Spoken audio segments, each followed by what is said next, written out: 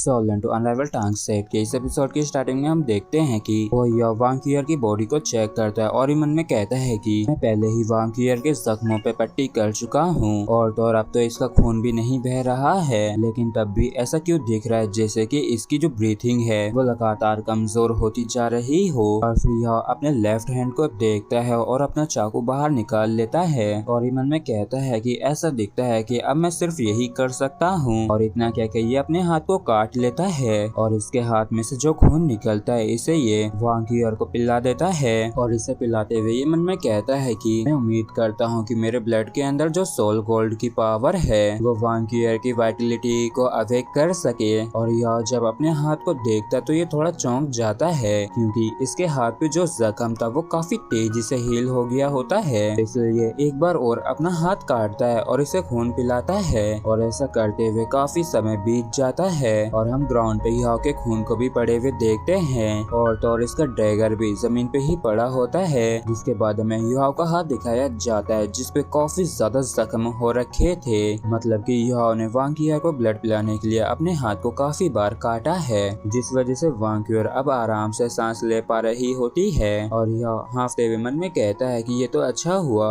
मैं अब तो ये भी महसूस कर सकता हूँ कि वांग यूर की जो वाइटलिटी है वो अब पहले के मुकाबले ज्यादा कमजोर नहीं रही है। और फिर यह ऊपर की तरफ देखता है और मन में कहता है कि आखिरकार अब मुझे और ज्यादा चिंता करने की कोई जरूरत नहीं है। और इतना कहते यह बेहोश होकर ग्राउंड पे पड़ जाता है और इसी के साथ ये दोनों ही काफी गहरी नींद में चले जाते हैं। आप लोग इसे किस्मत कह लो या कुछ भी, लेकिन जब ये दोनों अपने सबसे कमजोर स्टेट में थे तब इस दौरान इनका सामना किसी भी सोल बीस्ट से नहीं हुआ और न ही किसी सोल बीस्ट ने इनके ऊपर हमला किया। और इनसे कुछ ही दूरी पे वो जो 3 वेयरवुल्व्स थे उनकी स्पिरिट रिंग्स उनकी लाशों के ऊपर निकल के आ जाती हैं, लेकिन समय के साथ ही वो धीरे धीरे करके गायब हो जाती हैं। जिसके बाद हमें डोंगर ओरो के तरफ का सीन दिखाया जाता है जहाँ पे एक लड़की कहती है कि वो आवाज तो बॉम्ब की थी जो कि उस डायरेक्शन से आया है और साउंड्स के प्रति जो मेरे सेंसेस है वो कभी भी गलत नहीं होते हैं। तो दूसरी कहती है कि ठीक है योंगवी, मुझे तुम पे पूरा विश्वास है। जिसके बाद ये सभी लोग ही उस डायरेक्शन में बढ़ने लगते हैं और वांग डोंगर मन में कहती है कि क्या आखिरकार मैं अब युहाओ से मिलने वाली हूँ, यहाँ तक कि मुझे तो ये भी याद नहीं है कि मैं कब से तुम्हें ढूंढ रही हूँ। और तभी कोई चिल्लाते हुए कहता है कि हमारे आगे कोई है। तो डोंगर मन में कहती है कि क्या ये युहाओ हो सकता है? नहीं, ये पक्का वही होगा क्योंकि अब मैं दोबारा से निराश नहीं होना चाहती हूँ, मुझे खुद जाके ये कंफर्म करना होगा। और फिर डोंगर तुरंत ही काफी तेजी से आगे की तरफ बढ़ने लगती है, जबकि पीछे से कुछ साथी कहते हैं कि डोंगर आगे काफी खतरा हो सकता है इसलिए हमारे लिए रुको। वहाँ पे पहुँचने के बाद डोंगर नीचे आने लगती है, मतलब कि ये युहाओ के पास आ गई होती है और ये युहाओ को देख के काफी हैरान होती है और मन में कहती है कि युहाओ आखिर तुम्हारे साथ ऐसा भी क्या हुआ है और आखिर तुम जमीन पे ऐसे क्यों पड़े हो, क्या सब ठीक है क्या? और फिर डोंगर इसकी ब्रीथिंग को चेक करती है तो ये कहती है कि ये अब भी सांस ले रहा है। और इस चीज को देख के वांग डोंगर काफी ज्यादा इमोशनल हो जाती है और इसकी आंखों में से भी